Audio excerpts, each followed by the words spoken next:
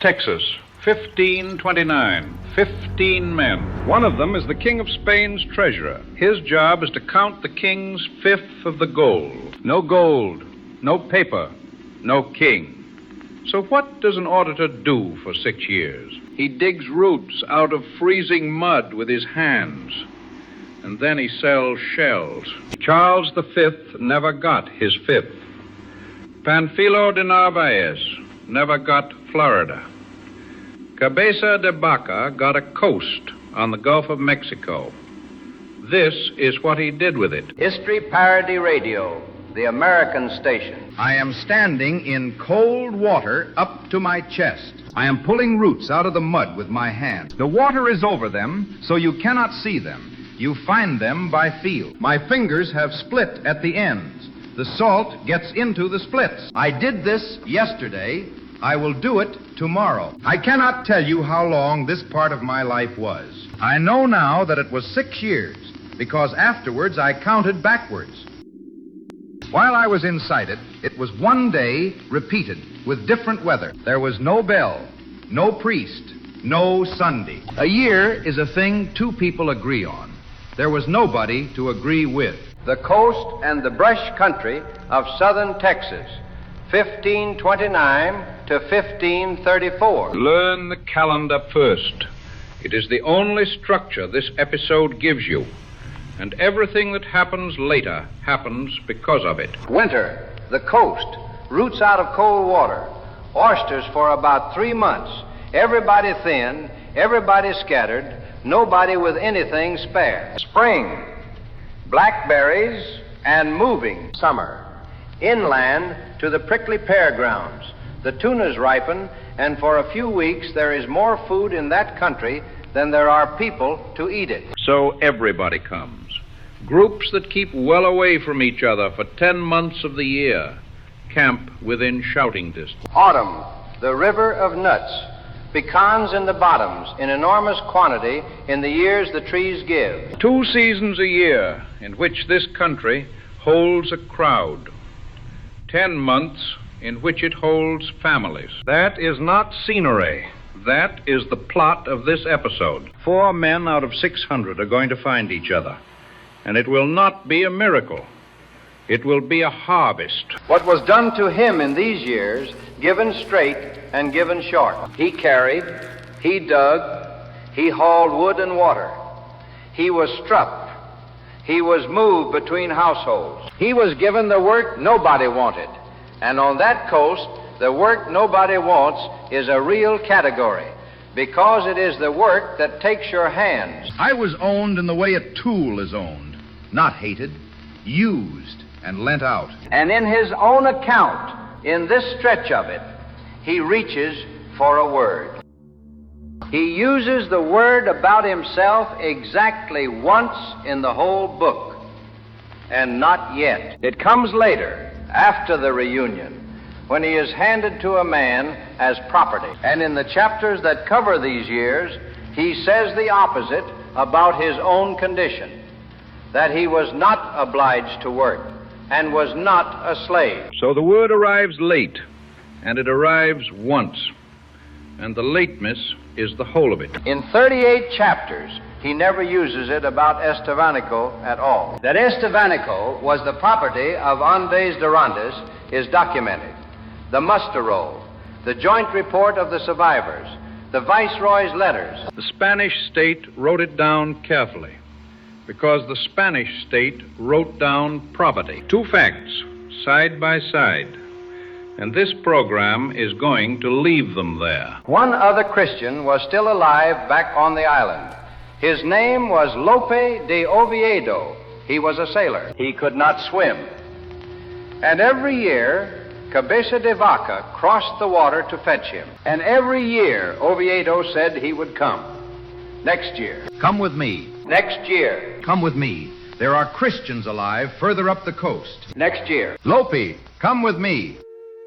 Next year. That is the record voice reading the same entry 3 times, because the record has nothing else to say about year after year of a man's life. Do not laugh at him. Oviedo was fed where he was. He was alive where he was. He had done the arithmetic, and the arithmetic said, stay. Eventually he came. Cabeza de Vaca carried him across a bay and 4 rivers because the sailor could not swim. And they went southwest along the coast, the way they thought Panuco lay. And at a crossing, having heard what was in front of them, Oviedo turned around and went back with some women, and no European ever recorded him again. He is the only man in this whole account who chose. Everybody else was carried. At that crossing, they were told one thing worth the whole walk. Further along the coast, there were 3 bearded men, alive, held. No names, no place, no count of days. It was the first sentence in 5 years that pointed anywhere, and I could not follow it. The season ended, and everybody went home. And then the one good thing that happens to him in 6 years, he became a trader. He can. He belongs to nobody, and there is nothing on him worth taking. Out from the coast, he carried conch shells, cut for cutting, sea snails, beads, and a bean they valued. Back from inland, he brought hides, red ochre for the face, flints for arrow points, glue, hard cane for shafts, and tassels of dyed deer hair. He walked over 100 miles of that coast alone, and as far inland as he pleased. And he was welcomed at both ends of every walk, because each country wanted what the other one had. He stopped in winter, and he says why. Storms, cold, and hardship on the road, and the people themselves shut up in their lodges with nothing to trade. So he went back, a man with a run of 100 miles of coast for half the year, and a household waiting for him at the end of it. That is not liberty. It is a longer leash, and he knew the difference. This is the brush south of the San Antonio River. Mesquite, cactus, thorn, and heat. It is ranch country now, running cattle on land that took him a week to cross.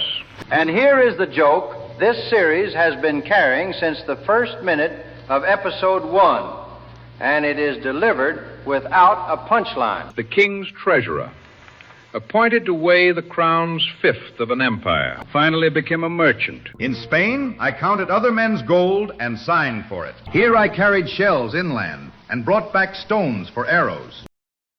And for the first time in my life, the ledger was mine. There is not one coin anywhere in this scene, and it is the richest he has ever been. So he did the arithmetic he had been putting off. 600 left Spain, 242 got off the beach in Florida, 80 came ashore on the island, 15 were alive in the spring. And now I can account for 4 myself, and 3 men I have been told about and have not seen. 4 he can reach, not 4 alive. Lope de Oviedo had walked away breathing that same week.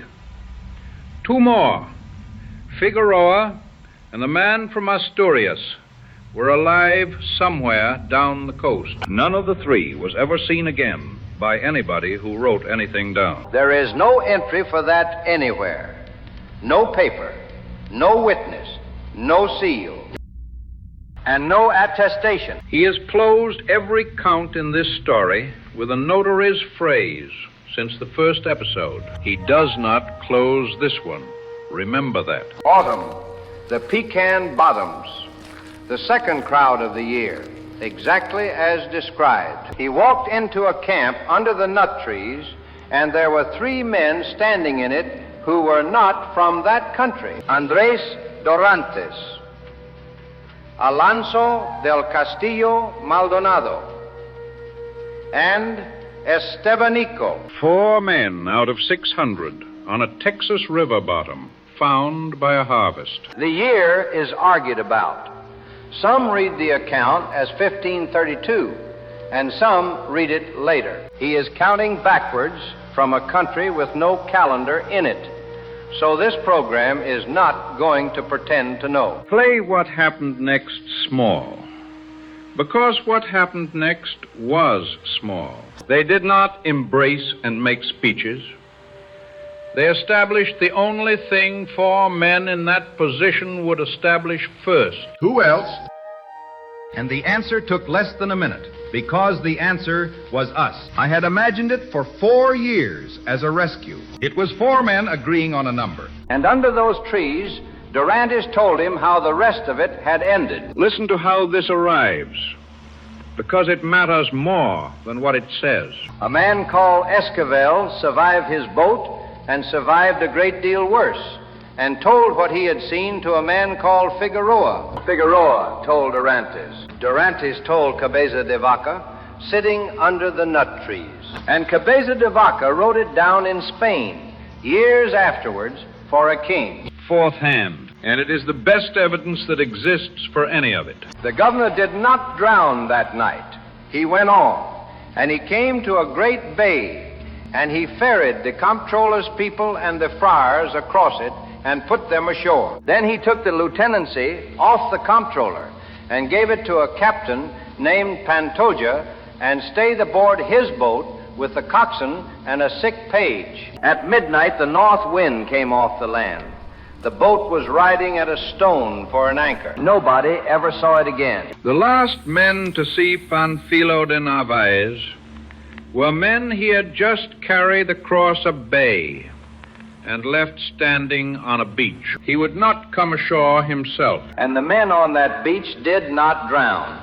That would have been quicker. They walked in November, and they died one at a time. Pantoja was beaten to death by a man named Sotomayor. The dead were dried and eaten by the men who were still standing. On the 1st of March, Esquivel was the last man alive. I had spent 6 years imagining that they had all gone down in an hour, in the dark, in the water. That is not what happened to them, and I have never been able to unlearn it. And here, for the first time in this series, is the voice of Estevanico of Azamur. They will feed you tonight because you came in with me and I have been here before. Do not ask for anything tomorrow. Wait until they offer. He had been passed between more households than any of the 3 Spaniards, and he had listened in every one of them. Not one language, several, in pieces, and enough of each. Do not look at the man who talks the most. Look at who the others check with before they answer. And when the words run out, there are the hands. Every country on this road uses the same signs with strangers.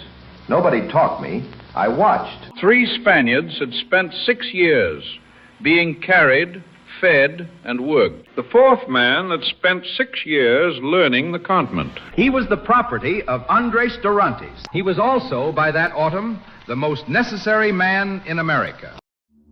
And only one of those 2 things was ever written down. Nobody raised it. Everybody knew it. There is no notary within 2,000 miles, no registry, no magistrate, no soldier, no document. The ownership survives on nothing at all, except 3 men continuing to agree that it is true. They continued to agree. This program is not going to resolve that, because the next episode does not resolve it, and history did not resolve it. They agreed to escape.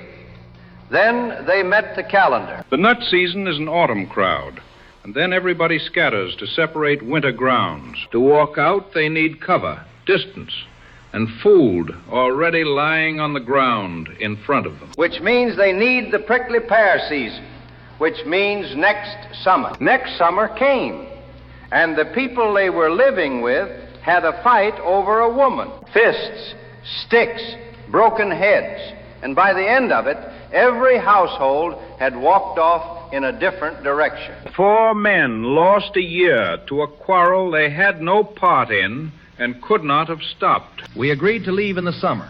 It took the summer after that.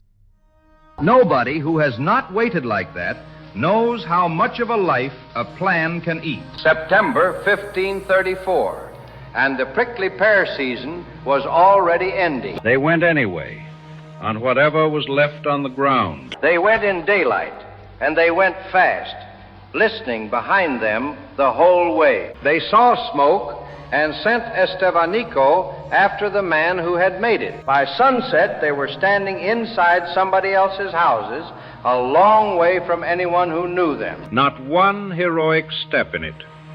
4 frightened men walking quickly for one day. They had no map, no compass, no coast to follow, and no idea of the size of what was in front of them. West, because the sun goes there and there are Spaniards somewhere underneath it. That was the whole of our navigation, and we used it for 2 years. They came to a house of people and were fed, then to another and were fed, then to a third. And at the third, before they arrived, somebody had already left that camp at a run, going west. Nobody in this scene notices that.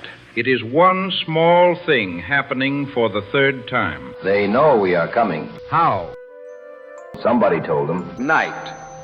A camp they had reached an hour before, with more people standing in it than the camp held. Some of the people in it walked over to Alonso del Castillo and told him their heads hurt. Nobody chose him. They had heard about the 4 before the 4 arrived. Castillo is a physician's son, which is the worst possible qualification, because he knows exactly how little he knows. They had been told what we were before we arrived. I have never found out by whom. And I want to be careful here, because what happens next is the part nobody believes. I was there, and I do not understand it either.